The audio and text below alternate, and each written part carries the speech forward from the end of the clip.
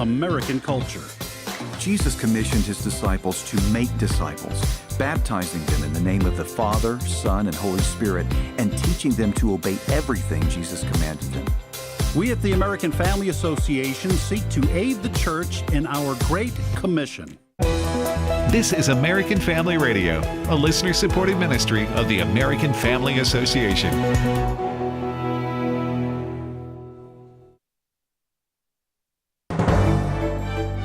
American Family News, I'm Rusty P. President Trump continues to announce picks for his cabinet and has yet to decide on a Treasury Secretary. One of those in consideration is Tennessee Republican Senator Bill Hagerty, who says whoever is chosen must be assertive with other nations, claiming the Biden administration has placed the U.S. in the back seat. The Biden administration has utterly failed to enforce sanctions. This is why Iran is back in business. This is why Russia has been able to come in and wage war on Ukraine. The Treasury Department needs to come in and impose and enforce the sanctions that are already on the book. That will have an incredible impact in terms of deterrence. Pennsylvania Democratic Senator Bob Casey is not conceding to Republican Dave McCormick, despite the Associated Press calling the race in McCormick's favor. McCormick campaign strategist Mark Harris accused local Democratic officials of counting illegal ballots, despite a Pennsylvania Supreme Court ruling. Ultimately, that's why Dave McCormick is going to win. We have a big enough lead that these shenanigans ultimately aren't going to matter, but we're going to hold them accountable and fight every day to make sure that Dave McCormick, who is the rightfully elected senator from Pennsylvania, gets to the U.S. Senate. One of the two men tapped by President Trump to eliminate wasteful government spending says deep, painful cuts are coming. Vivek Ramaswamy, who, along with Elon Musk, will head up the Department of Government Efficiency, says the Department of Education is one place they are looking to cut, if not eliminate entirely. We expect mass reductions. We expect certain agencies to be deleted outright. We expect mass reductions in force in areas of the federal government that are bloated. We expect massive cuts among federal contractors and others who are overbilling the federal government. Tiffany Justice is co-founder of the group's Moms for Liberty. Even though she's been mentioned as a possible choice to run the education department, she agrees that it needs to go. Well, first of all, parents are the number one driver of student success. For the past 4 years, parents were put in the back seat when it came to their kids' education. We need to put them in the driver's seat. And I know that President Trump believes that, too.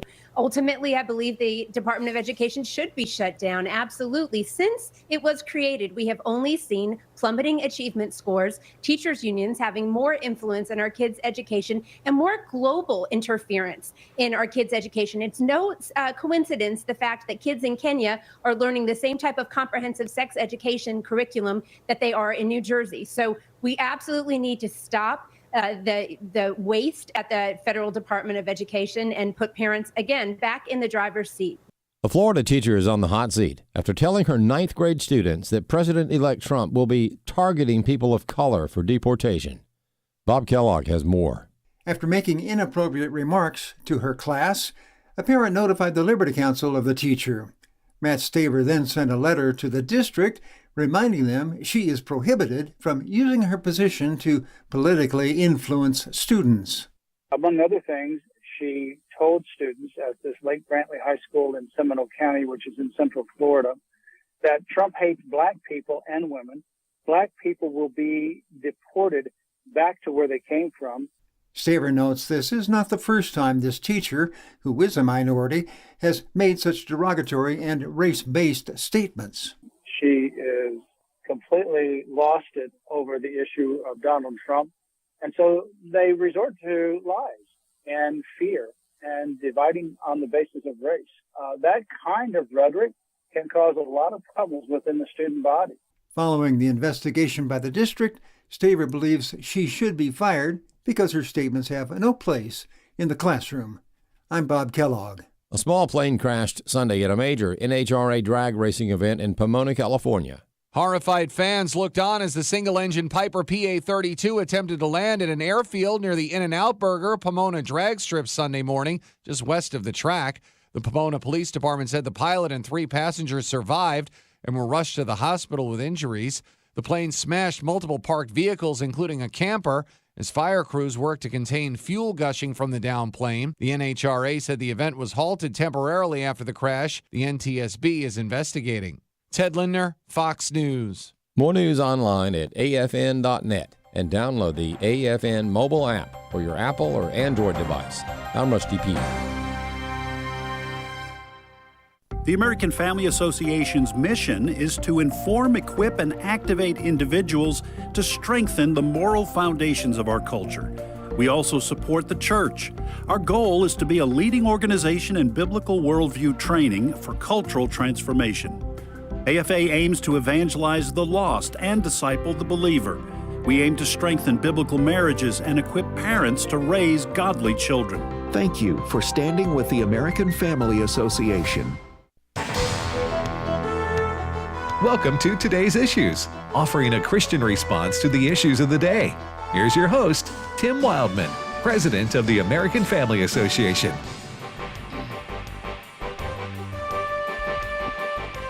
Hey, good morning, everybody, and welcome to Today's Issues on the American Family Radio Network. Thanks for listening to AFR on this Monday, November the 18th, 2024. Joining me in studio is Ed Battagliano. Good morning, Ed. Good morning, Tim. And Christopher Woodward. Good morning. And let's see, Fred's off today, Fred Jackson. Burning a PTO. We're in that time of year where if you got them, use them or lose them. Burning a PTO. You that sounds illegal. Honestly, it's for medicinal purposes. This has nothing to do with drugs or anything. No, right? it does not. Paid time off is PTO. Okay, or a burn ban. Yeah. He's using his. He's got some vacation time that needs to be used by the end of the year, right? I spoke HR for a moment. Yeah. Yes, you did. And HR is human resources. Yeah, human resource. Are you a resource, Ed? Are you a human, I am. You're a human resource. I'm a resource, and spend me or lose me. I have no idea. What? I have no idea what that means. Human. I don't either. Human resources. That's become sort of a thing the last 20 years, and that everybody pretty much knows what that means. You handle the internal business of your employees, right? Mm-hmm. At an organization, and it was funny because I tell people here, and we have 100 employees here now. Yeah, or plus 100 plus. I don't know. I don't like to think about it as somebody who has oversee the payroll. That's a lot of folks who are dependent. Yes, you go out on the president. You go out and see the cars in this parking lot. Yeah. You have a panic attack if you're. But anyway, so but human resource. I tell people, my dad started this ministry, by himself in our house. Yeah. In 1977. He was a one-man band, literally, for a couple of years, and then a couple of other folks joined him. And bumped it up to a two-man band and then a three-man. Yeah, I think they had a three-man band there for about 3 years. Anyway, so as the ministry grew, Dad didn't know. He had no experience in human resources, as it's called today. So I said, our HR department was my dad. Yes. Up until we had about 50 employees. Yeah. That sounds crazy, but people would go to my dad into his office to talk about things like insurance. Right. Wow. So he was doing that?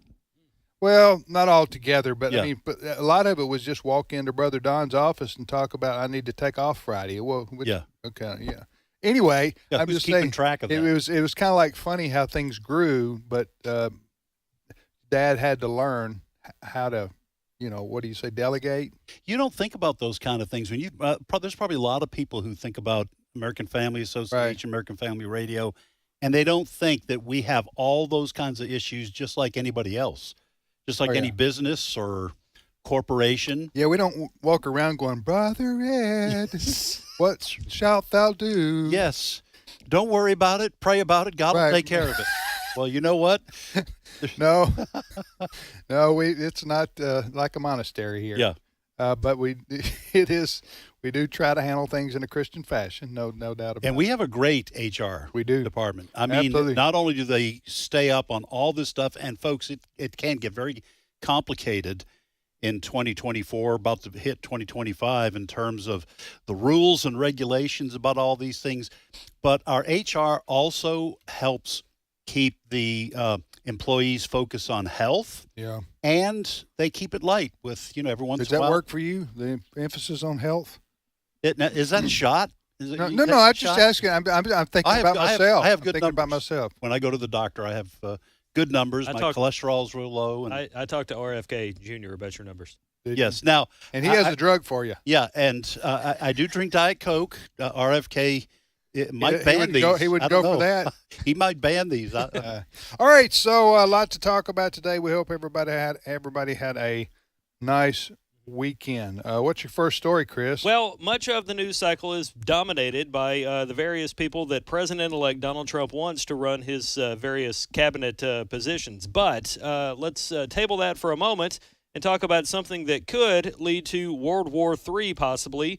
World War III. Yes, literally. Not politically. You're talking about a serious. This is serious. A serious world war, yes. Because President Biden is the president of these United States of America until late January, and Biden has authorized Ukraine to use long-range U.S. weapons in Russia. Russia is not pleased with this, and there is a story today from CBS News, and this is the headline. Russian officials say Biden's decision to let Ukraine fire missiles deep into Russia could lead to world war. So here we go again. Listen, Putin has said prior, months ago, he said if NATO weapons are used inside Russia, that would be an act of war. Mm-hmm. And so for the active international war, not just a war. Excuse me if I interrupt you. There is already a war. Oh, yes. Ukraine and Russia. Well, it would be an act of war on the part of NATO.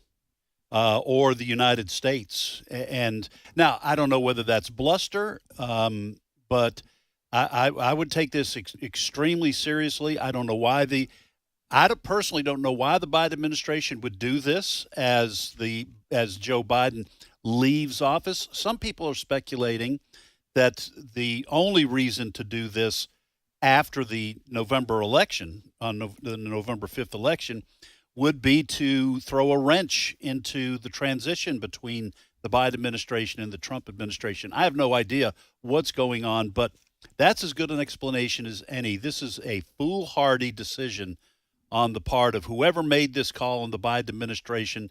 I'm not even sure Joe Biden's making these kinds of calls. I don't think he's even in the White House this week. I think he's on the road somewhere. He has been traveling, yes. All right, so you're right. This is an extremely serious situation. The U.S. gives weaponry to Ukraine, right? Correct. And we, in as part of that arsenal, if you will, we have given them what's called long range missiles. They can fire from Ukraine deep into Russia. Okay, so and they're using them now. Well, he's given them permission to do it, so it looks like they're pretty much going to use them. And these would be weapons that would be used inside. These aren't weapons to protect Ukrainians inside Ukraine from Russian weapons. This is to give Ukraine long-range missiles to attack Russia, inside of Russia. Yeah. So far, Ukraine's attacks beyond the immediate border region inside Russia have been limited to non-U.S. and much less potent weapons, such as explosive drones. But using these missiles would up their game a little bit. Yeah, we better hope this doesn't happen. World wars have started over much smaller things.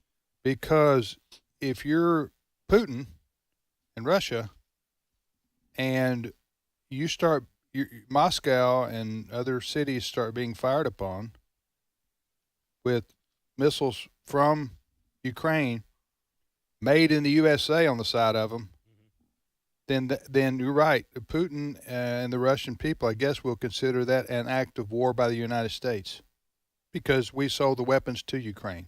Yeah. Now, I do want to say, so that people don't think I'm being an alarmist here, these would not be missiles that would be used against civilian targets like Moscow. These would be used against military targets, but they would be inside Russia. Putin has threatened to use tactical nuclear weapons if Russia is attacked. And if it's attacked by Ukraine using U.S. missiles, I don't want to see tactical nuclear weapons used inside Ukraine. Yeah. Things could escalate. Things could escalate out of control, quite frankly. And that's interesting, though, to me, and I haven't thought this criticism out totally, but so Biden tells Ukraine you can use the long-range missiles we have sold you or given you, given you. All the while telling Israel you can't go into. That's a good point. You can't go into Syria, or you can't go into Lebanon across the border 4 or 5 miles, or fire a weapon over there. Otherwise, we're opposed to it. So we want to give Ukraine, it sounds like to me, sort of free reign to do what they need to do, according to them. On the other hand, we want to tell Israel you can't do this, you can't do that, you can't do this, right? That's what it sounds like. Well, that's a really good point. I'm here. Yeah. I mean, I make a really good points. If I don't, I'm not going to be here long. We are advocating for restraint on the part of Israel, and meanwhile, with Ukraine, go for it. Yeah, go for it. Yeah. All right. So next story, Chris. Well, one of the people that President-elect Donald Trump wants to run the defense secretary, the Defense Department, and would theoretically be in charge of decisions involving places like Ukraine or Israel, is veteran-turned-Fox News personality Pete Hegseth. Now, the news that Trump wants him to run the Defense Department is not new. But what is new is the ongoing calls by people on the left that Hegseth is not fit for this position. One of the people that's been out there saying that he is not fit for the position of defense secretary is former NAACP Legal Defense Fund president Sherilyn Ifill, and she was on MSNBC claiming Hegseth is, well, I'll just have her say it. Clip 3. This is someone who, is known to be a white supremacist, known to be an extremist, whose book is basically about his opposition to the advancement of black officers to the top brass. And the military is actually a very important area for black advancement. So we've gone from Donald Trump as Hitler, in their words, and he's going to bring about all these terrible things. And now we're using the same terms on people Trump wants to put in office. In this case, who's she talking about? She's talking about Pete Hegseth claiming he is a white supremacist. And that has to do with pictures of Pete Hegseth, and on his chest he has a pretty large tattoo, and it's typically called the Jerusalem Cross, and it's the cross in the middle, and then in the gaps between the so-called arms of the cross are smaller crosses. So it's 5 crosses in total. And this lady, what's her name? Sherilyn Ifill. Yeah, she's claiming that it's a ludicrous accusation. Is claiming that is a symbol of white supremacy, and I don't know what white supremacists use, but that's the Jerusalem Cross. That's been around for 1,000, 1,200 years, something crazy. I think Hegseth is Catholic. Yes. And it would be more common for someone who's Catholic probably to get that kind of a tattoo. You don't have that? I don't. Prove it. What kind of tattoo do you have? I don't have any tattoos. Okay. As it was a condition of my employment. No, yeah. I have no idea. But let me also say, the accusation that Pete Hegseth is against the advancement of black generals or black officers is also ludicrous, because what Hegseth has come out against is our advancement based on skin color only. Okay, he wants qualified personnel to be advanced, not DEI hires. This lady has turned that into an accusation that he's against black officers. That's why it's... Who was the lady? What's her name? She is Sherilyn Ifill, and she is the former NAACP Legal Defense Fund president. And where was she appearing? She was on MSNBC. Really? Which always finds something to dump on when it comes to a Trump person. Surprising. That is why that's important, though, that you really pay attention to what people say and try to find the context of their speech, because, especially on MSNBC, they'll air the portion of the bite where they'll edit it, and they'll have something like, hypothetically, I don't think people of color should be generals, and that's all they air. You didn't get the whole segment. whole Charlottesville accusation against Trump, where they said he claimed that there were good people on both sides. He said there were good Nazis. Yes, basically saying he was saying good Nazis, and that is not what he was saying. No. But that lie was repeated over and over. Listen, Part of this election, I think, was a response to the constant harping of the left that anybody who doesn't agree with them wholeheartedly is either a racist or a homophobe, right, or a transphobe, Islamophobe. So you got phobes. We got phobes out the wazoo, across America. You know what I'm saying? And that's what they're saying. And or if you're somebody who are the white nationalists, they say, they're just all over the place. All over. Right now, Nazis are running free because Trump's Hitler. He's Hitler. So Nazis are running wild all over America. I think a part of the election was, people are sick of that. They're tired of it. That's not true. None of that's true. And so quit trying to tell me that it is. It's the little boy that cried wolf syndrome. And so this woman here on MSNBC, by the way, MSNBC is down under 1 million viewers on their evening.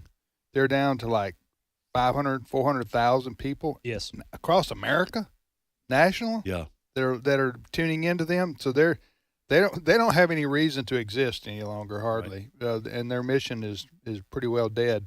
Yeah. Fox has a headline 6 days ago, no Trump bump, MSNBC hemorrhaging viewers. Yeah. And New York Times say 4 days ago, viewers flee MSNBC and flock to Fox News in wake of election. Yeah. All right, let me ask you this here.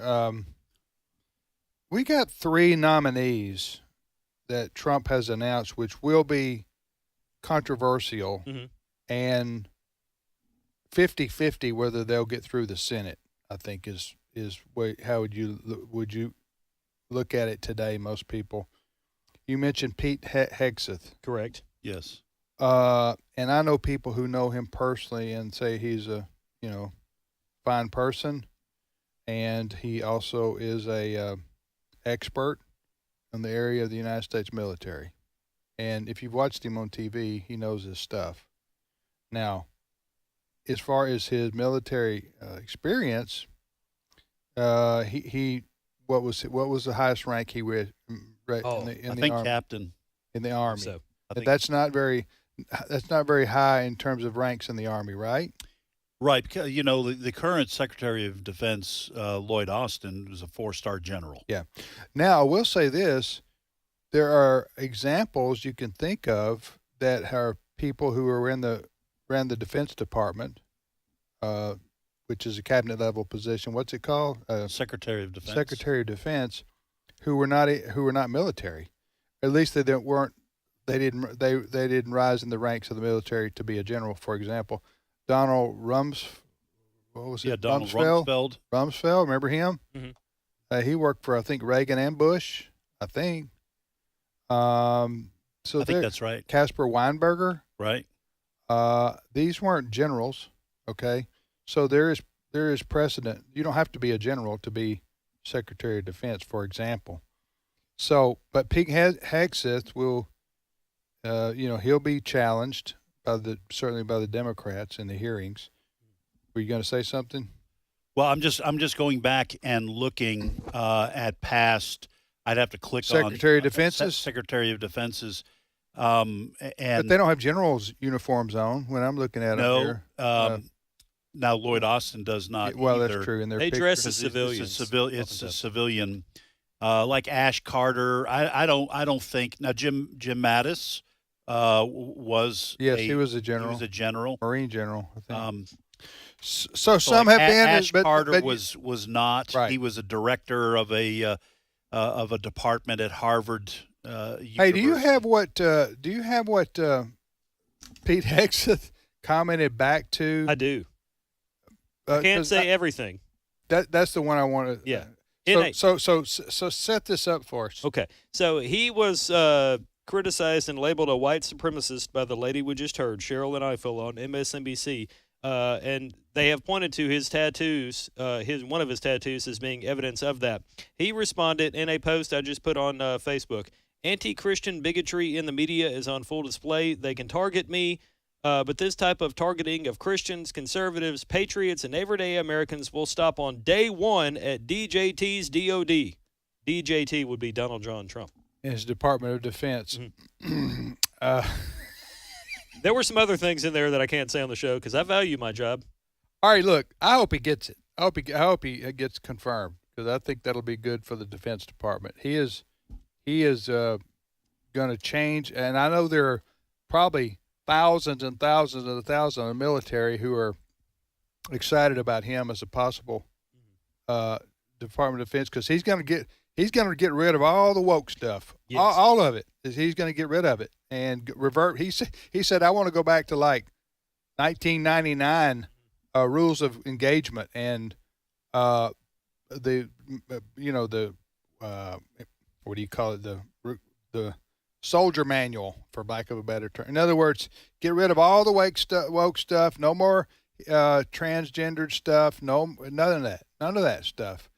He wants to get back to kind of a traditional military operations. So I'm just looking up the Jerusalem cross. Its origin is in the 11th century. Okay, so this idea that it's it's a modern day KKK sign. Yes, or that it was created in Nazi Germany. She doesn't know what she's talking about. Yeah, that lady. It's just it's a smear, like you said, that's been going on for the last 4 years, where if you disagree with woke ideology and DEI, you're a racist, Right. and all these other folks. People are tired of it. They are tired of it. Yeah. Go ahead. Next story. Well, one of the other nominees. Hold on a second. Okay. Yeah, that's what I wanted to talk about Okay. because I said there are three nominees. Are you? You go ahead. Well, he was Secretary. That's Pete Hegseth, Secretary of Defense. I said three that I know of that may be hard to get through the Senate. Okay. The other one is Matt Gaetz. Okay. Matt Gaetz, Attorney General, is for Attorney General. He's the representative from Florida. He resigned his position in the House, and but some people think he's going to be hard to get 50 votes. Is that right, Ed? yes, and that primarily has to do with unproven allegations against Matt Gaetz going back to when he was a younger man. He is 42, I think. And so when he was in his 20s, the accusations of sexual misconduct and having relations with a minor have been investigated. The Justice Department looked into it and decided there was not enough evidence there to even go any further.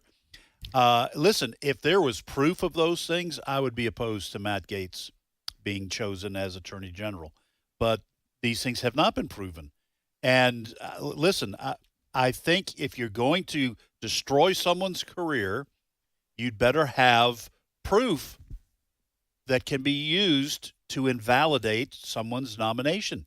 And the fact is, I don't know if the right does this, but the left has been using these kinds of smears, and because the media repeats them, right? People think that these things are true. Yeah. Matt Gaetz was primarily responsible for seeing that what was the fellow's name from the Speaker of the House? Mike Johnson? No, the guy before. Oh, Kevin McCarthy. Yeah, Kevin McCarthy. Matt Gaetz and Kevin McCarthy can't stand each other. Right. And Matt Gaetz basically got enough votes to take out Kevin McCarthy. Wasn't he Speaker of the House, or was he like House? No, he was Speaker of the House. House Minority Leader. Okay, anyway, the point is that there's no love lost between Matt Gaetz and supporters of help me out here again. What, Matt Gaetz you talking about? Talking about the guy he took out. Oh, Kevin McCarthy. I'm writing that down right now so I don't forget it again. I can't believe I forgot it twice. And Kevin McCarthy. Okay, here's what I want to say. There's still some hard feelings in the House of Representatives among Republicans about Matt Gaetz and Kevin McCarthy. A lot of them supported Kevin McCarthy, and they didn't like the way Matt Gaetz and a few others took him out of the Speaker's chair, and that bad blood remains. Maybe not as intense as it was. Do y'all understand what I'm saying here? I do. So there are a lot of Republicans in the House who don't like Matt Gaetz because he took on Speaker McCarthy. I'm just saying that is a dynamic that exists that may cause Matt Gaetz some problems. I don't know. We'll be back momentarily.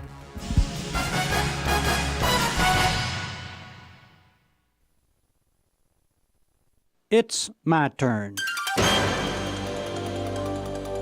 Here is your host for My Turn, Don Wildman. There was a boy in South Carolina by the name of Johnny Spence. When he was 13 years of age, he became a dropout. Like most other dropouts, Johnny found it tough sailing. While he didn't have many talents, he did have one. He had a talent for golf, and he used it. When he was 17, he was a pro at a country club. Everybody liked Johnny, and for a 17-year-old, Johnny made good money. Johnny was a faithful church member, and this meant that on Sunday he didn't show up for work until after church. One Sunday, the president of the club was waiting for him when he came to work, and with the president was the governor of South Carolina, the mayor of the town, and many other on the VIP list. When asked where he'd been, Johnny said he'd been to church. His superior remarked to Johnny something like this: "Well, you'll have to quit that or we'll find ourselves another pro. Being a church member is all right. I'm one myself, but don't let it interfere with business." So Johnny quit letting the church interfere with his business. Johnny soon became a golf instructor for some college co-eds. In fact, Johnny fell in love with one of the girls. They began to go to parties where drinks were served, and Johnny's sweetheart began to criticize him because he refused to drink with the others. So to satisfy his sweetheart, Johnny began to drink at the parties. Things went real well for the 7th grade dropout. It wasn't long until Johnny Spence was making up to $5,000 some weeks. He also became not only a heavy drinker, but he went the whole route. Morphine, dope, you name it, he tried it. Once his wife and mother poured his whiskey down the drain. Johnny grabbed a shotgun and would have shot them, he said, had not an officer hit him on the head from behind. Soon they carried Johnny to a veterans hospital for help. When Johnny tried to end it all by slashing his wrist and commit suicide, a guard overpowered him. While Johnny was in the hospital, a chaplain came to see him. The chaplain told Johnny that the Galileans still loved him, wanted to help him, would forgive all that he had done. Some men from the country club where Johnny had worked, who were followers of the carpenter, came to visit him, pray with him, express concern for him. Soon Johnny was going to their meetings, and before long he was once again a follower of the man of Galilee and a person with a new lease on life. Johnny Spence went on to tell his story wherever people would listen to him. Many groups wanted him to speak about his recovery, but some of those who wanted him to tell of his recovery didn't want him to mention the name of Christ in his story. They thought it was out of place to mention Christ outside of a church building. Funny thing about it, it was the same kind of people that helped get Johnny in the mess to start with. The only thing different from that point on is that Johnny Spence got wise. He didn't listen to those people anymore. You know, maybe one day, we'll all get wise. This has been My Turn with Don Wildman, a production of the American Family Association. For we know that if the earthly tent we live in is destroyed, we have a building from God, an eternal house in heaven, not built by human hands. 2 Corinthians 5:1. American Family Radio. This is Today's Issues. Email your comments to comments@afr.net. Past broadcasts of Today's Issues are available for listening and viewing in the archive at afr.net. Now, back to more of Today's Issues.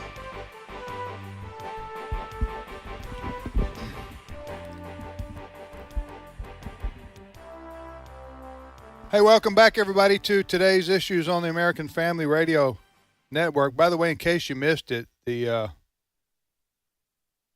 sporting event of the year, I use that in quotations, Mike Tyson. Yes, that Mike Tyson. Grandpa Mike. Yeah. He got beat by his grandson. No. A man half his age.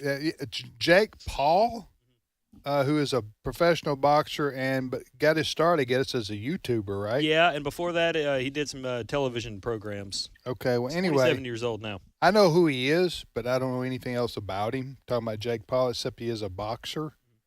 And so he beat, I guess he's in his 20s? 27 years old. Okay. And Mike Tyson's 58. But still a very large man. I'll never be that ripped. Yeah. I wouldn't want him to hit I me. wouldn't be ripped as Mike Tyson at 58 if I started now at 42.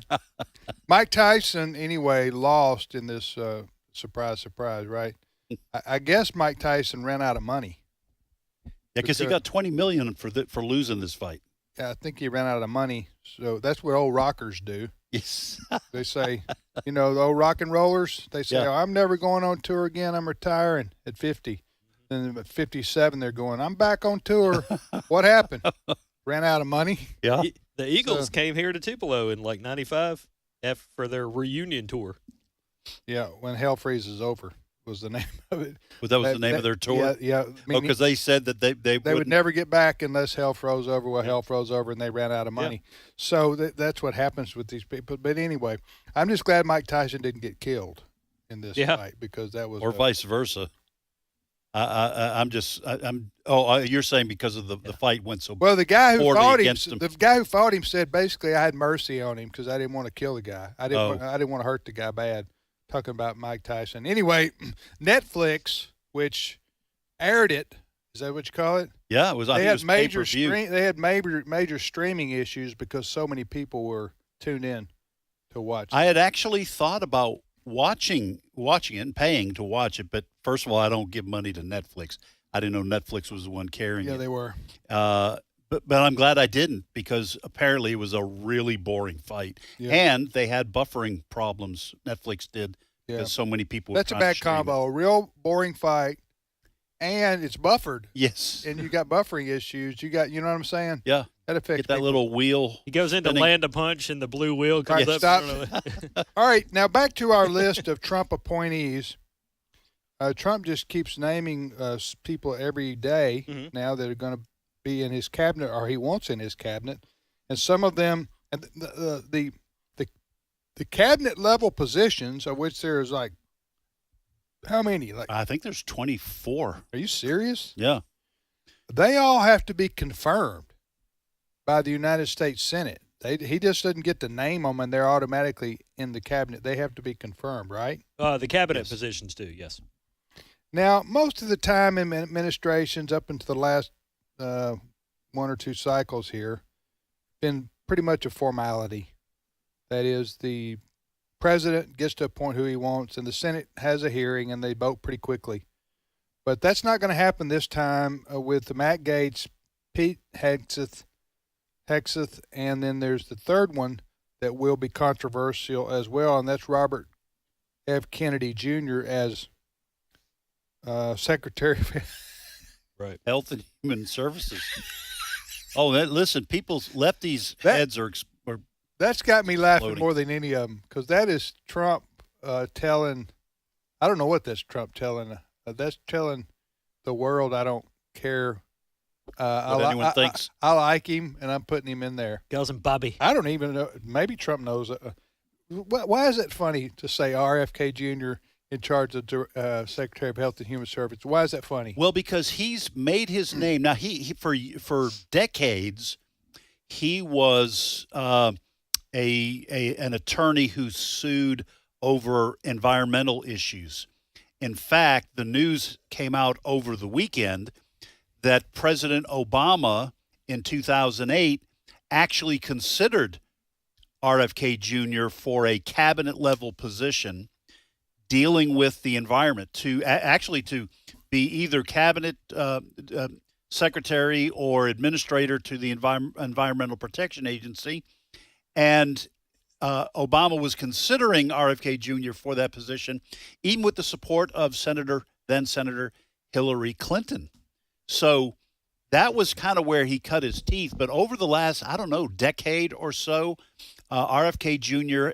Has also, maybe it's been longer than that, has also been involved with suing pharmaceutical companies and his views on the use of pharmaceuticals and the pass given to these big pharma corporations to where they are immune from lawsuits over vaccines. And he has also been controversial, RFK Jr., over the issue of the COVID vaccines and wants those things to undergo rigorous testing, remove the immunity.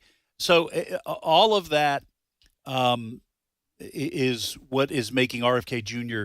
a controversial selection. It looks like he's going to go after Big Pharma and deconstruct the government agencies that appear to be in bed with Big Pharma. Now, I remember about a year ago, you told me you listened to a podcast interview of RFK Jr. Yeah, he was on Joe Rogan. Okay, he was on Joe Rogan, and you listened to that. Was it an hour, 2 hours? It was probably maybe 90 minutes, maybe 2 hours. But you, if I remember right, you were impressed by his knowledge. I was. Now I'm not very adept at understanding scientific issues, so I can't say, well, I wasn't there. Yes, you weren't there, so you couldn't help me. I couldn't help you couldn't step in. So when he's talking about, these barriers, but within the body where vaccines or drugs can seep into the brain, and I'm listening. I'm going, okay, I'll take your word for it. I don't know, but it was very impressive to me, his knowledge. I'll tell you something else that was surprising. He told Joe Rogan that he believes that the military-industrial complex and perhaps the CIA were involved in the death of John F. Kennedy. And wow, if he is turned loose to investigate that or to demand the release of these files that are still under wraps, so he's controversial in all these ways. But I thoroughly enjoyed that podcast on Joe Rogan and learned a lot. So is he or is he not against vaccines? He says that he is not. He has said recently that he is not anti-vax. He doesn't like the vast number of vaccines we now have compared to when you were children and you had like maybe a handful. Now we have over a dozen. Oh, there's dozens and dozens, and I don't want to misspeak here. I think he had. Let me just put it this way. It's a little bit vague. I believe he thinks there is a link between all these added vaccine drugs that are given to children and the prevalence, he says, the growing presence of autism in the American public. And he wants that checked. Interestingly enough, last night on the Fox News website, there was a story where they were interviewing Deborah Birx. Okay. Scarf lady? Mm-hmm. Yes, during COVID. Yeah, the Trump remember task her? force. Dr. Deborah Birx. And I don't know what I don't know what her profession was exactly. She was in the medical field, obviously. But anyway, remember her? She worked with Dr. Anthony Fauci and the initial response to COVID, from the White House. Remember that? All that? Yes, absolutely. Deborah Birx. Anyway, she was basically saying that she didn't rule. Well, how can I'd have to go back and read it. The impression I got was she did not rule out the idea that autism has spiked because of the vaccines that children are given. Okay. I'm just going to say it like that. Yeah. And I thought that was, coming from her, she seemed like she was basically a medical establishment person. 4 years ago, we hung on her every word every day. Yeah, and I liked her when I heard her talk. I thought she was pretty good back during the COVID. Her specialty, even before she became White House coronavirus response coordinator under Donald Trump, her specialty was in HIV, AIDS, immunology, and vaccine research. So that is part of her field. And listen, part of what RFK Jr. is saying is that because of the huge amounts of money that Big Pharma gives to the FDA, for example. They give money to the FDA, and then the FDA turns around and gives approval to medications. He's going to stop all that? He says that needs to be Conflict stopped. of interest. Yeah, absolutely. And when he was talking again on Joe, I'm not recommending folks that you listen to the Joe Rogan podcast because Joe Rogan, uses a lot of profanity. Uses a lot of profanity. But I listened to that, and it was fascinating. All these things that RFK Jr. So, kind of like with Matt Gaetz, what you were saying about political ill will against him, regardless of whether he's qualified. That's going to happen to RFK Jr. There is going to be, because he's going to be going after these sacred cows like Big Pharma and FDA, how money is spent in the FDA, he is going to generate a lot of hostility. Another thing I've thought about, and I don't know what the laws are regarding conflict of interest in terms of the relationship between, let's say, example, the pharmaceutical companies and the Federal Drug Administration, the FDA. Are people allowed to go to work interchangeably between the two without, it just seems to me, you hear these stories all the time, and it isn't in just the FDA, but it's other regulatory agencies in the federal government where the people work there and then they leave to go to work for the people they were regulating. Yeah, and that even happens in the what is sometimes called the military-industrial complex. So you'll have somebody who worked in oversight over how the military budget was from spent. the Congress, say example. Congress, and then they go to go on the board of some big company and they still, of course, maintain their network of people in Washington, D.C., and have influence with former members of Congress or former members of the administration. And now they're getting paid huge amounts of money by a big corporation. All right. In addition to that, this is what's called the swamp, by the way. Yes. Part of the swamp is what we're describing right here. And I don't know how you exactly solve the problem because if you have, let's say, pharmaceutical companies, I'm just picking on them, okay? Could be any industry that has to deal with the federal government. If you have pharmaceutical companies, right, and they write checks to the campaigns of congressmen or senators, right, who then oversee the pharmaceutical companies. Right. Yes. Welcome to America, 21st century. Maybe that's what makes the world go round. I don't know. But you see how that could be problematic for the people in the middle, the general public, who are having to deal with if basically you have an incestuous relationship between the federal government and you could big whatever. It doesn't have to be pharma. It could be any big oil. Yeah, whatever the case may be. Listen, this is exactly why the movie The Fugitive was written. Right. You remember it was... Oh, great movie. Yeah, great. Harrison Ford and Tommy Lee Jones. Yeah, there was a new drug, Provasic, I think it was, and there was conflict of interest, and they were hiding test results. And listen, I know that's just Hollywood, but when you have... Let me just give you an example of... And I'm not an expert on this stuff. I love my doctor, for example, my personal physician. Lots of great people in the medical field.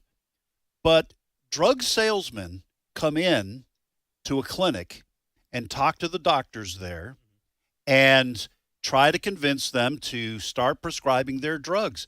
I want to know, do they give money or do they give gifts to the doctors? I think absolutely. I hope they would. They give free golf outings. Yes. I mean, if that's allowed, and I have no idea. I'm not naming anybody. Right. That's America, brother. If buy people off, man. That's the way it's been for a long time. Where you been, Ed? Yeah. If that's going on, no wonder people get disgusted and say, well, how do I know this is actually the right drug for me? Mm-hmm. Okay. Now I'm just asking questions here. Well, and the drug ad always ends on television with, talk to your doctor about this hard to pronounce and hard to spell name, All right, you're listening to the radio program Today's Issues on the American Family Radio Network. Tim, Ed, Chris, and listen, I know people in sales, they offer incentives for doctors to do business with them. Right. To prescribe their drug. Oh, yeah. Because you know what? Next week, another salesman from another company is going to come in, and they're going to try to get you to use their stuff. And they'll say to the doctors, the FDA's approved this. Right. The FDA, Federal Drug and Food Administration. And by the way, if you want free tickets to the big game on Sunday, right. you do business with me. Yeah, the Food and Drug Administration. Yeah, it's approved. Doctors don't have time to test these drugs. They go on the FDA approval and what the drug salesman and what tests have been done on the drugs. All right, you're listening to Today's Issues. Next story, Chris. Well, we talked about people being in cahoots with one another. It's long been argued and generally assumed that the liberal mainstream media, they work hand in hand with members of the Democratic Party. I've got a montage here of various not people. working right now either. No, it's not. But I'm going to play it nonetheless. And I've got another one to follow up with it. So I've got a montage of liberal media people flipping out over RFK Jr. being appointed possibly to be Secretary of HHS. Clip 1. Well, America, I hope you like measles. This is a termite appointment. We know for sure that Bobby Kennedy is a vaccine denier. He's a vaccine denier. He denies being a denier, but he is a denier. And he is going to do great harm. The most important thing to know about Robert Kennedy Jr. is that there are probably people dead tonight because of him. Okay. So did he say termite? He did. Van Jones. Wait, I got to hear that again. That was, I don't even understand the. Van Jones called him a termite appointment. What does that mean? Hold on. Okay. Let's hear it in its original form, and then we can apply drugs to it. Well, America, I hope you like measles. This is a termite appointment. We know for sure that Bobby Kennedy is a vaccine denier. He's a vaccine denier. He denies being a denier, but he is a denier. And he is going to do great harm. The most important thing to know about Robert Kennedy Jr. is that there are probably people dead tonight because of him. All right. What's a termite? What? Okay, so I looked it up. Some people claim the word termite can be used in a negative consequence. Like if you were to call a person from Israel a termite, some people might view that as anti-Semitic. But according to the internet, where you can't put anything that isn't true, right? A termite appointment is also something that means it's a nuisance or something that's going to cause problems. I have some neighbors that are termites. Then. If that's the way you're going to define them, I'm not saying who they are. That's different explanations on the internet. But a termite. So there would be somebody who would eat away at the fabric of the country, or he's something? He's going to dig down and find all the stuff. Hey, you know what's interesting about this though? Robert F. Kennedy Jr. is going to get his chance because he's going to sit there and testify before the senators, right? And they better be ready to. They better know their stuff because he does. He is really a brilliant man. I don't know enough about all of his views to say I agree with everything he said. Right. He's pro-choice. He's got some other issues, but this guy has litigated these cases for decades. He knows all the studies. He knows, Right. So if he's brought before the Senate, right. He'll be able to handle himself. I'll watch that. He'll be able to handle himself well. I'll watch that. Now, he's got some kind of voice issue. What is that? Spasmodic dysphonia. And that, I think, was from a vaccine. I want, or like a flu shot or something, wasn't it? I'm looking it up. I think it was a side I closed effect. at the window a minute ago. Yeah. He explained that on this. I keep going back to this Joe Rogan podcast. He explained how he got that, and I think it was a side effect from some drug. I want to say it was like a flu shot or a vaccine. All right. But okay. Did you find out what it was? Washington Post 2 days ago. He's got spasmodic dysphonia. Of course, it's behind a paywall. Yeah. His spasmodic dysphonia is what? It's behind a paywall. The article. The article. Oh, the article. Okay. Anyway, That's the first time in my life I've ever heard the word termite used in any other way than to describe the little creatures that tear up your wood in your house. Right.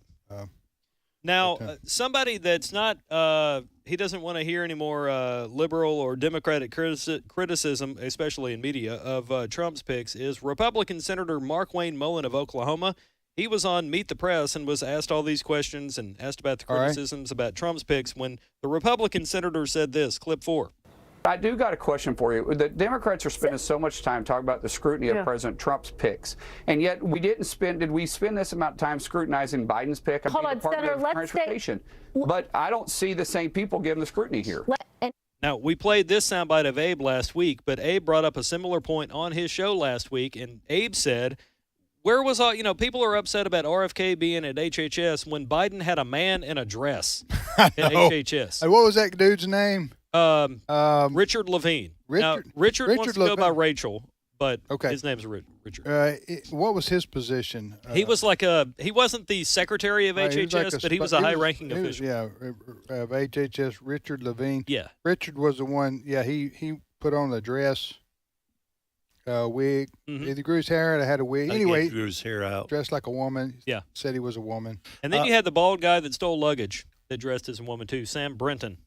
By the way, I do want to clarify the condition, spasmodic dysphonia, that RFK Jr. has. It says the causes aren't clear, but one study found that 65% of people with the condition previously had measles or mumps, compared with the U.S. national average of 15%. So I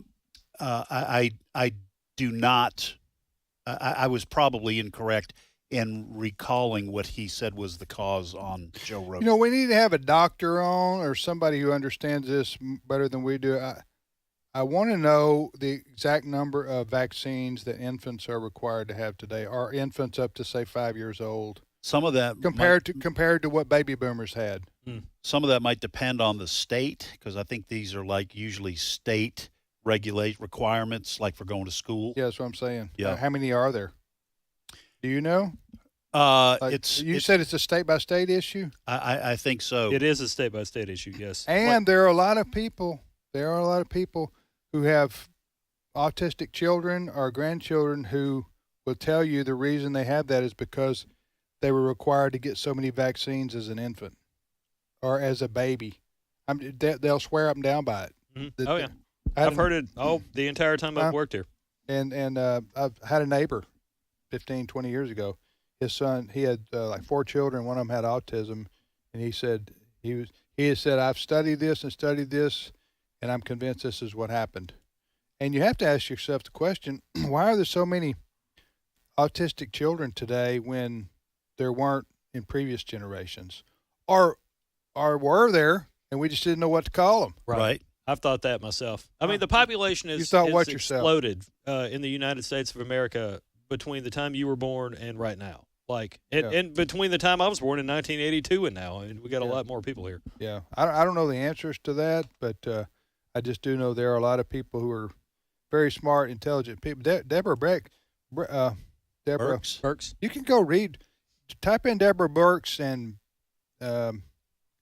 autism and see if that's. Once you do that, I'm looking up, for example, in Mississippi, childhood vaccinations include, and I'm not criticizing this, I'm just saying. So not necessarily infant, childhood. Right, there's a schedule. Okay, gotcha. Such and such an age. You're not criticizing, you just say this is the facts. Hepatitis B, diphtheria, tetanus, whooping cough, polio, HIV, some kind of influenza, childhood pneumonia, measles, mumps, rubella, meningitis, chickenpox, and then it says for a complete list, look. So I guess that's not a complete. Is that for list. Mississippi? That's for Mississippi.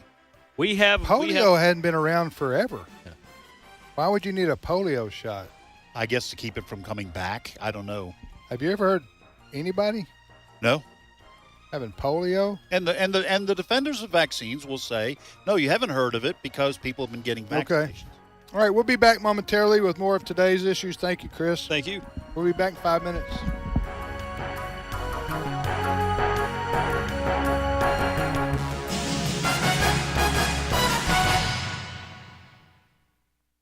The views and opinions expressed in this broadcast may not necessarily reflect those of the American Family Association or American Family Radio. Faith, family, freedom. American Family Radio. As a federal or state employee, you have the opportunity to support the American Family Association through the combined federal campaign by designating a monthly payroll deduction using 12037. You help AFA continue to fight for your family. So when you complete your CFC form, remember, AFA's number is 12037. And thank you for your help. This is American Family Radio, a listener-supported ministry of the American Family Association.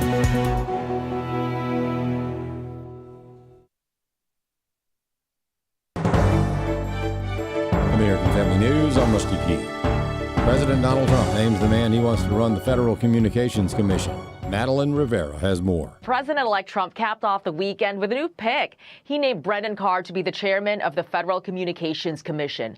Trump says in a statement, Commissioner Carr is a warrior for free speech and has fought against the regulatory lawfare that has stifled Americans' freedoms and held back our economy. He will end the regulatory onslaught that has been crippling America's job creators and innovators and ensure that the FCC delivers for rural America. Carr currently serves as the top Republican at the FCC. Trump notes he first nominated Carr to the FCC in 2017. He's since been confirmed by the Senate 3 times. President Trump announced that Florida Representative Mike Waltz will be his new national security advisor. Waltz says the difference between him and past Trump national security advisors is that he will not be bending the president's thinking to fit the status quo. I think that's a completely wrong approach. His instincts are phenomenal, as I've talked about publicly and even in my book. And then you can form the interagency to execute on those instincts and on his broader strategic intent. A military chaplain endorser is thrilled with President Trump's decision to name Doug Collins as Director of Veterans Affairs. The former Georgia congressman is perhaps best known for defending Trump as the ranking member of the House Judiciary Committee during the investigation by special counsel Robert Mueller into whether Russia improperly influenced Trump's 2016 election victory. Collins, who holds a master's degree in divinity from New Orleans Baptist Theological Seminary, pastored a church for 11 years. He served as a U.S. Navy chaplain for 2 years in the late 1980s. After the September 11 attacks, he joined the U.S. Air Force Reserve as a chaplain. He remains a colonel in the Air Force Reserve. Derek Jones is a retired Air Force fighter pilot who now serves as executive director of the Chaplain Alliance for Religious Liberty. I am 100% thrilled. Doug Collins is known to me. I'm known to him. He's actually been a recipient of the Torchbearer Award, the most prestigious award given by the Chaplain Alliance for Religious Liberty for his work in religious liberty during his last year serving in Congress before his failed attempt to the Senate. Jones says Collins will need to fix a few things. The VA has gone way overboard on its wokeness and its open hostility towards Christianity over the last 4 years, which has been rapid. And people don't realize it, but it's been rapid and hard. And Doug Collins is going to fix all that. He's the right guy to go in there and fix that. Jones says he does not see any problems with Collins having a smooth confirmation process. I'm Chad, groaning. President Trump has called on ex-owner Elon Musk and former Republican presidential candidate Vivek Ramaswamy to lead the new Department of Government Efficiency. Grady Trimble has more from Washington. On taxes specifically, they want to simplify the tax code, and the timing for that could be good because the tax cuts that President-elect Trump ushered in during his first term are set to expire at the end of next year. So this is what the Department of Government Efficiency posted on its official X account. In 1955, they say, there were less than 1.5 million words in the U.S. tax code. Today, there are more than 16 million. Because of this complexity, Americans collectively spend 6.5 billion hours preparing and filing their taxes each year. Americans will be traveling in big crowds every which way this Thanksgiving. Therese Crowley has more. AAA forecasting a new record Thanksgiving. Nearly 80 million travelers in trains, planes, and automobiles. Even cruise ships, where bookings are up 20%. Nearly 72 million on road trips, with a cost of gas down nearly a quarter a gallon from last year. Hertz reports the highest rental car demand in Atlanta, Las Vegas, L.A., Miami, Oahu, Orlando, and Phoenix. Busiest pickup day the Wednesday before. Nearly 6 million people will fly. INRIX reports the worst days in the car Tuesday and Wednesday afternoon. Traffic may be double. Best times to drive Tuesday and Wednesday early morning. Thanksgiving Day itself. Coming home, try early Sunday with travel lasting into Monday and Tuesday by air. Therese Crowley, Fox News. More news online at afn.net and download the AFN mobile app for your Apple or Android device. I'm Rusty Pugh.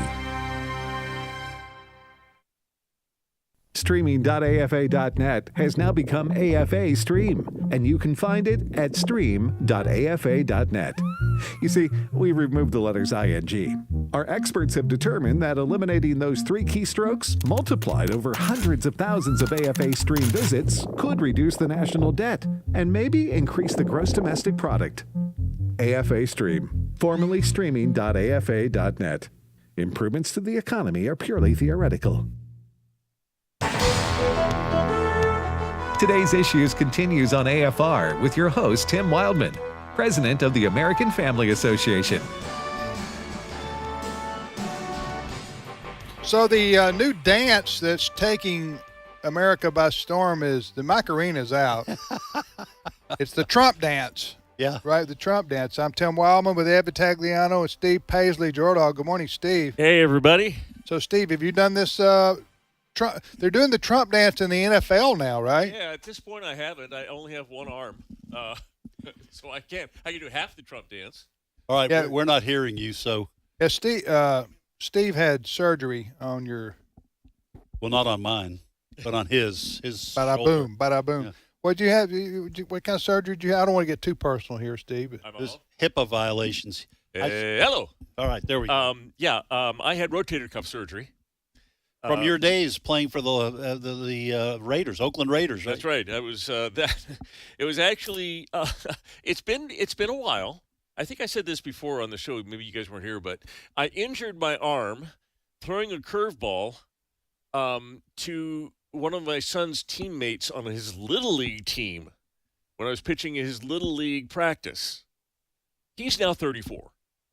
Wow, it's been that long? It's been that long. So you're throwing curveballs to little leaguers? Not anymore. Well, it's true. Not anymore. Yeah, so, and as far as the Trump dance goes, I can't. I've only got one arm. Yeah. So I The can't Trump, really- yeah, the Trump dance. They're doing the Trump dance in football in the NFL yesterday. That's funny. All right. So anyway, well, Steve, we hope you. How long I'm going to be in that sling? I don't know. My first follow-up appointment. This surgery was it Wednesday? Last Wednesday, and it's not until this Thursday is my first appointment back with the doctor. Who snaps your shirt shut in the morning? I button it up about this far, and then I throw it almost 3/4 of the way up. Then I throw it over my shoulder and kind of, my wife, if she's there, Heather will help me, obviously. But Yeah. Well, you also can get you a shirt you don't have to button up, like Ed and I got on. Yeah. Well, no, Ed's got a button-up shirt. it has to be bigger than most of my shirts because Your arm has to be tucked in there. my arm is in a sling, and Brett was asking me why it's under my shirt. It's because the sling is not just one of these slings. It's a sling that is all the way wrapped around your body. They want you to keep it close. They don't want you to Yes. lift your arm up like, Right. You don't want out. to jam it on anything and jam that You don't shoulder. even want to move it at this point. Right. He went in and he said that he had to do more work than he thought he was going to have to do because he was just going to fix my rotator cuff and work on a tendon. But he says he got in there and my bicep was shredded, was the word he used. Oof. Well, all I can say is Yeah. you have become a grown man that my dad warned me I would become. When I was in high school and my dad would say, well, yeah, come on, you got to be more responsible or you're going to wind up being a man who can't even dress himself. And that's what you become, Steve. Well, there you a man go. who can't even dress himself. I am a negative example to you then. So Ed, you're making fun of the handicap there. That's what he's No, doing. no, he was. I this feel- was dealing with being. All right, what's your responsible. story? I feel What's your- microaggressed. What's your first? Since you're not going to do the Trump dance, which No, is I can't. shaking the nation or spreading across the country, what do you got, Steve? We pretty much have decided the election. At least we know most of everything, and all the races have been called. I believe maybe one or two in California, which just stuns me. But they're still fighting over the Senate in Pennsylvania, the U.S. Senate race in Pennsylvania, which was between McCormick and Casey. Bob Casey, the incumbent, Dave McCormick, who beat him. and everybody called the race, but it was close, and so they're doing a recount.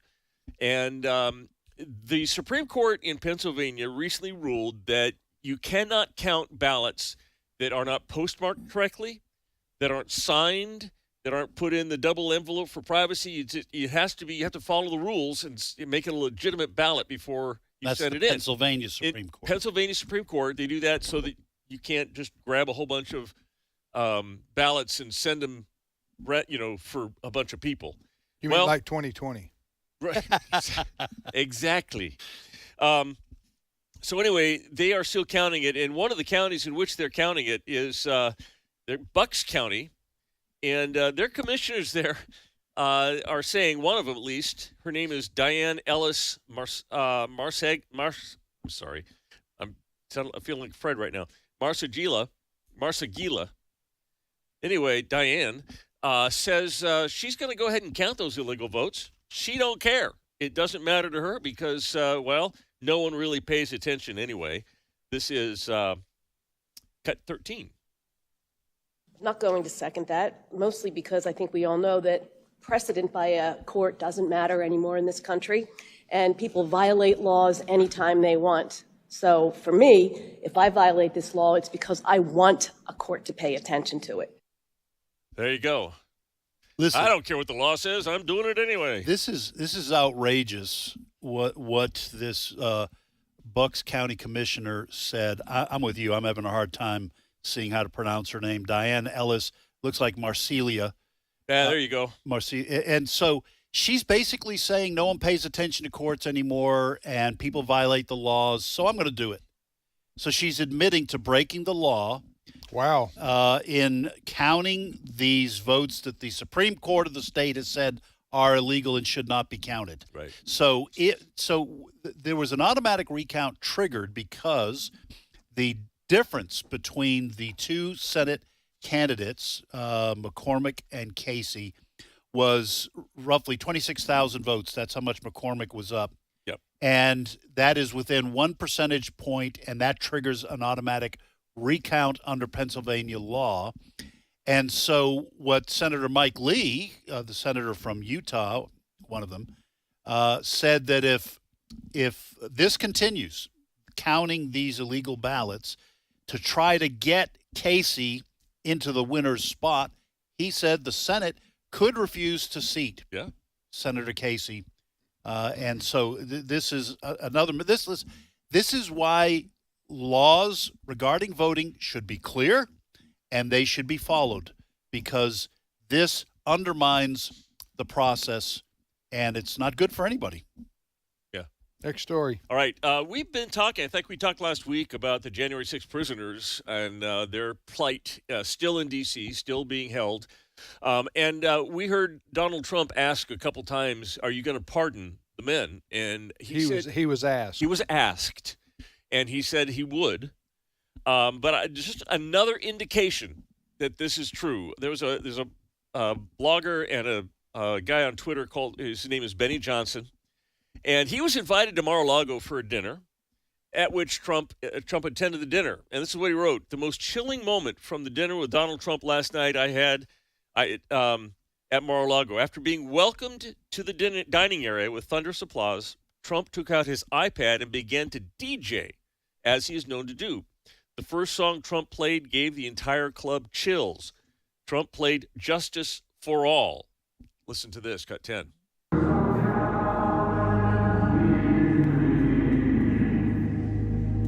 And to the republic for which it stands,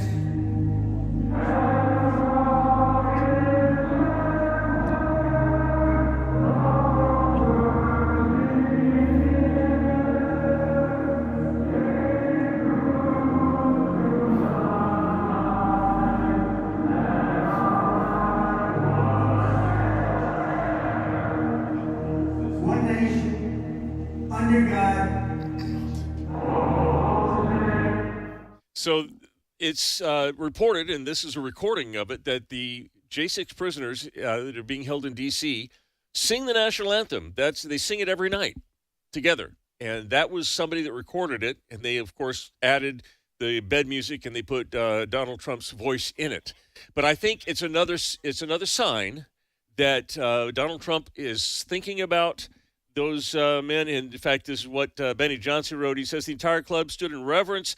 This was a defiant message from the president-elect to the January 6th political prisoners. We have not forgotten you. Hold on. Justice is coming. All right. So I'm constantly stunned when I hear about how long these are they mostly men or there's men and women? I don't. If there are women, I don't believe they're being held in the same. So let me ask you. I'm saying that are being kept. Some of them without court cases. Yes. Still have not had a court case. This is stuff you read about in fascist or communist countries. The people that are supposedly, and we don't know, this is just what the explanation that they sing the national anthem every night. Are these people who are still in jail because they've been found guilty, or are they still awaiting a trial? Some of them are still awaiting a trial. Some of them have been found guilty of trespassing, or they've been found guilty. Nobody's been found guilty of anything that has ever been sentenced to 4 years, or however many long it's been. So they're way over sentenced at this point. But yeah, they're still there. They're still there. Well, listen, that if they are singing the national anthem, if that's what they do every night, that'd give me chills. Yeah. And obviously President Trump cares about them. And listen, we've said on this show many times that what some of these people did was wrong. Mm-hmm. Going into congressional offices and sitting in Nancy Pelosi's chair, all that kind of stuff. But the penalty, even for those people, I don't think fits the crime. And the FBI, under this lawfare and politicized Department of Justice, they were just going around scooping up everybody and just basically saying you were part of an insurrection.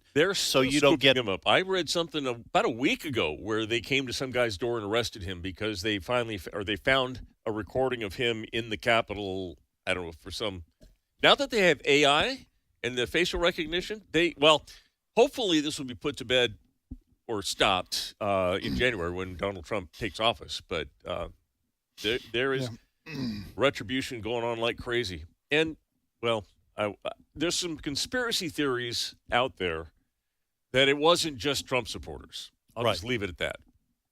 Well, leave it at that, Stu. Just going to leave it at that? I'm going to leave it at that unless you want me to explain. Leave it at that is code for I believe it. Yeah. You're talking about the quote-unquote conspiracy that there were FBI agents in the crowd egging people on to spur some sort of lawless activity. I have heard that. Yes. Yeah. See, there's also somebody. Some people say. Because we can't. No one's ever been able to get a straight answer from those in charge of the FBI or the Justice Department when they've been asked. Here's an interesting right out in the open. Were there government representatives of the FBI amongst the crowd? Here's another. Listen, one thing real quick. When President Trump gets inaugurated, he's gonna pardon all these folks. He has said that it's going to be a moot point. They're a moot point. Well, maybe not a moot point, but they'll be free to go. And they have been. Sandy Rios has covered this ad nauseum. I don't mean that in a critical way. She's covered it a lot. And these folks, again, the punishment didn't fit the crime. They were political. A lot of them were just political prisoners because nobody spoke out on their behalf, because if you did, you go, you're for invading the Capitol in an insurrection, huh? You're not right. No. But again, does the punishment fit the crime? Certainly not today's world. We're letting murderers go. Right. I was reading yesterday in Oakland, California. Now this is in California, mind you, but in Oakland, California, and in the Bay Area, they're having a revolt among the citizenry. And these aren't conservative people, but they're revolting against this woke stuff that's letting all the criminals go, and in the name of social justice. And the mayor of Oakland got beat. bad, I think, and it's San Francisco DA or the Soros DA in Los Angeles, George Gascon, yeah. So even the liberals are getting tired. Liberal citizens vote Democrat all day, every day. They're voting. They're starting to vote out these pansies that are soft on crime. And by the way, those votes followed the president. He shifted California to the right by 6 to 7 points. Yeah. Hey, listen, I wanted to play something here that's funny. Not yet. Okay, it's not ready yet. Ed didn't know. I don't know anything about this. You know, you've seen it. Oh, I have? Yeah, it's the mother-in-law thing. Oh, no, that is funny. Okay, so we're having to get it off TikTok, right? So I'm glad you lowered your voice so that none of our listeners. Well, can hear it is hilarious. It is hilarious. Somebody sent that to us. It was going around. I think it's gone viral now. Yes, I've seen it several times. It kind of makes its loops through social media. Yeah, I just threw it over to Brent Creeley, our producer, and he's trying to get it where we can. We'll see how good Brent is. Yeah, he can put it in the system. All right, you're listening to today's issues on American Family Radio. Tim, Ed, and Steve. Next story, Steve. All right, we'll keep an eye out for Brent's hand sign there. But Morning Joe and Mika have sat down with Hitler. They went to dinner with Hitler and said that they were going to go ahead and try to By be Hitler, nice. you mean Donald Trump. By Hitler, I mean Donald Trump, because they had called him Hitler repeatedly. They had threat to democracy. Did they call him that? Yes. Okay. No one was more unhinged about Donald Trump than Joe and Mika. Yeah. But they traveled to the White House, to Mar-a-Lago to visit him because, well, they need to reset the table, as it were. This from CNN in a back and forth that the husband and wife co-host scripted ahead of time. Scarborough said, "We didn't see eye to eye on a lot of issues, and we told him so. But we did agree what we did agree on was to restart communications."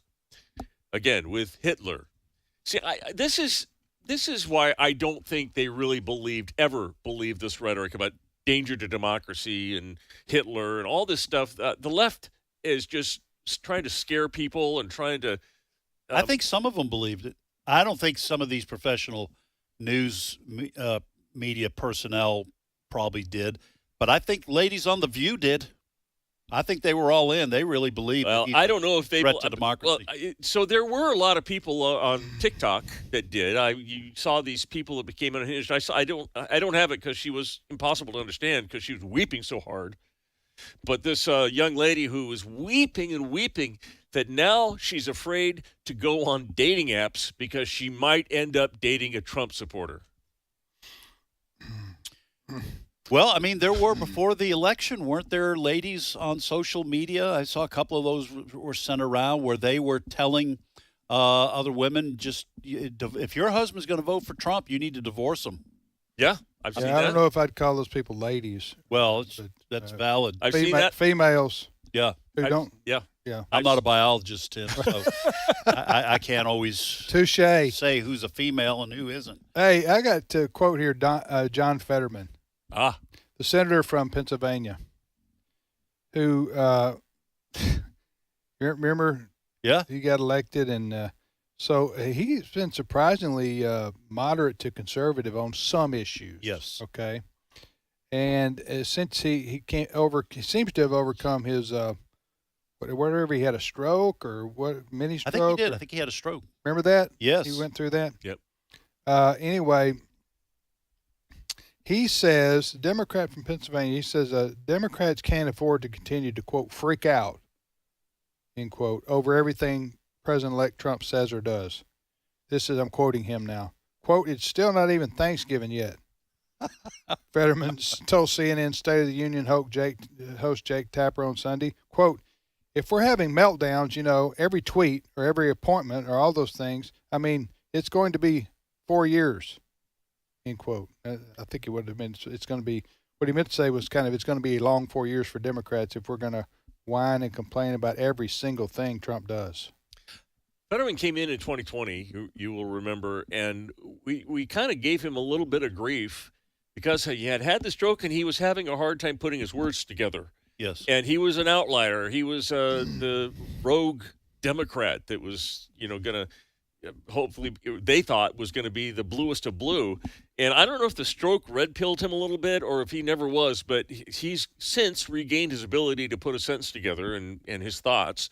And he's by no means conservative, by no means Republican, but he certainly is honest. He stands with Israel, though. I know that. You know, and Right. he doesn't think being concerned about millions of people just flowing into our country here illegally is something that a right-wing xenophobe issue. He says that's an issue for Democrats too. That He strikes me as a more common sense guy. Traditional liberal, right? Who is not on this radical wing of the party. All right, we got the video ready here. I don't. So what you're about to hear, I wish you could see the face of the man. This is going around. Many of you have already seen it probably, and it's the face of a Hispanic man. It looks like to me, and he's telling. He's pretending that he's concerned. Yes. About what's going to happen to his mother-in-law. So listen to this. Donald Trump won, and I am very, very afraid that he might deport my mother-in-law.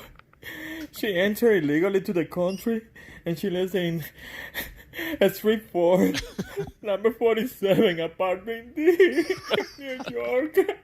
I am very, very concerned. That's right behind the green apartment. Yeah. Keep going. I have nothing bad happened to her. The gate is always open. You don't have any dogs either. Street 4, number 47, apartment D.